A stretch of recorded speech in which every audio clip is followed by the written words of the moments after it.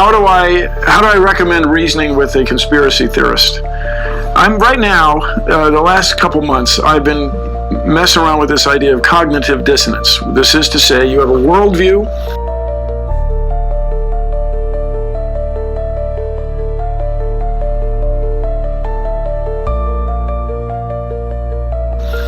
You're presented with evidence that conflicts with the worldview.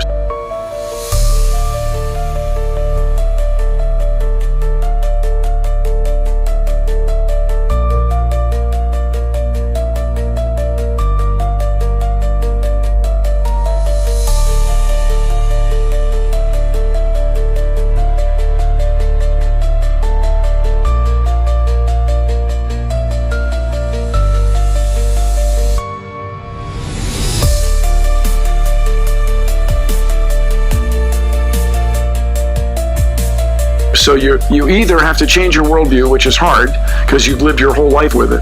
This is Earth as we've been taught to think of it from childhood. Right. Or you just dismiss the evidence. The Earth isn't flat. Is the Earth flat or round? It's round. It is not difficult to know that the Earth is round. One of the things you can see yourself with a pair of binoculars is if you actually go out to a lake and there are boats on that lake, the farther away a boat is, the more the bottom of the boat will disappear and you'll basically just see the mast of the boat. And as a boat goes farther and farther away, the last thing you will see is the very top of the mast of that boat. And that's because the boat is actually going over the horizon that's curved. They made sure to photograph him standing there with a really wide-angle lens, which curves horizontal lines. Refraction is the angular bending of light. You can look it up. In fact, it makes it look like there's a slope here. So you can see the edge going up there, but there's actually not a slope there. It's actually just flat. That stuff is flat! And that means that as it goes farther and farther away, you see less and less of the bottom of it and more of the top of that. You can see that with binoculars, by an ocean, by a lake. It's really easy.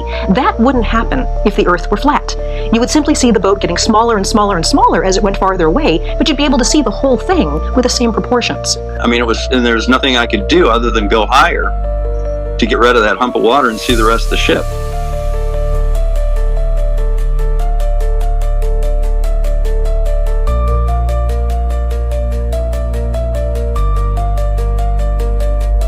So you dismiss the evidence so that you don't have this discomfort, this conflict in your mind, this dissonance. And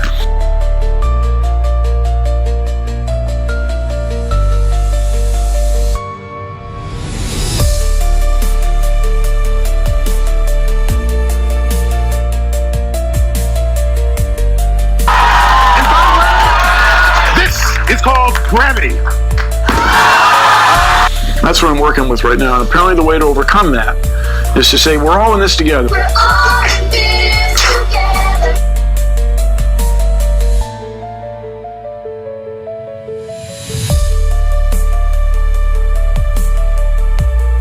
Present the conspiracy theorist with the idea that he or she may be rejecting evidence because it's just so uncomfortable.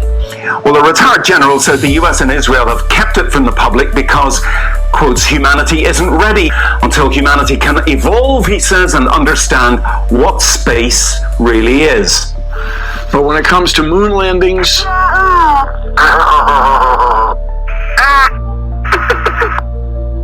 do I like to run up here.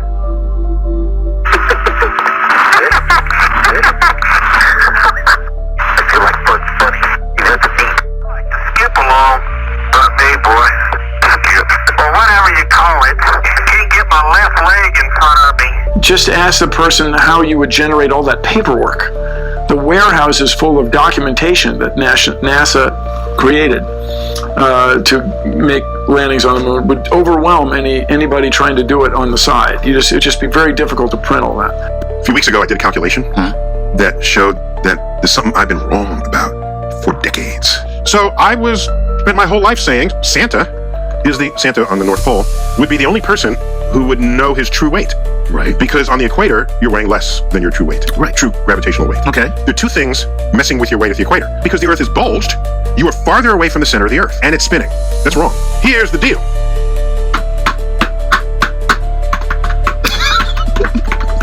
it turns out everywhere on the geode, you weigh exactly the same. What? If the Earth bulges from spinning, if you bulge at the equator, the poles come in a little bit. Down, right? Okay? So now it sounds like I'm closer to the center of the Earth, I should weigh more. However, not the entire Earth is pulling on you. It turns out that while you are closer to the center of the Earth, there's less mass pulling on you. The only part of Earth attracting you is the sphere that is the cutaway between your feet and the center of the Earth. And that sphere does not include the bulging that comes outside of that sphere. Okay. Those factors combined exactly equal the factors that affect your weight here on the equator, because the entire mass of the Earth is pulling on you because you're at the center. Okay, because you're at the widest point. Right. What is the sphere beneath your feet? It's got everything. It's all of it. All of it. It's all of it. So these two things, these two, principles, if you want to call them, they cancel out. Yes, they exactly cancel. The fact that you have the whole Earth pulling on you, yet we're spinning, right? Okay, so you have all the mass of the Earth, but the spinning, so that makes you weigh more, but then you're spinning, that makes you weigh a little less, plus the Earth is a little wider, so that makes you weigh a little less. Okay, all of that, you put it together, it comes out in the wash compared to your weight on the pole. Wow. Check this out, you ready? Okay, if Earth spins faster, right, Earth won't keep its spherical shape. It will become a pancake? Yes! That's the fun part! Oh my gosh! Okay, so we think of Earth as solid, but it really isn't. Right. Okay? There's plasticity in the mantle, right. There's rocks that'll just start floating, okay? So the Earth will start flattening. As it flattens, the equator gets wider and wider and wider, because you flatten to a pancake. So there you go, flat earthers. Now, one thing I really want your generation to embrace is that the Earth is a closed system. We cannot leave the Earth.